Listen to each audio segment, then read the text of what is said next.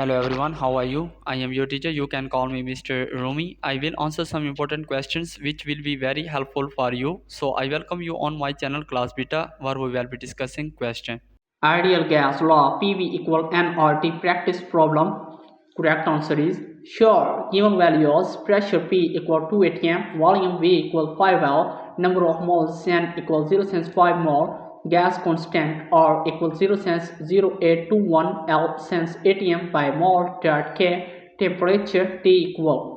Using the ideal gas law PV equal nRT, we can solve for the temperature T equal PV by nR. T equal 2 atm 5L by 0.5 mol 0.0821 L atm by mol K T equal 50 K.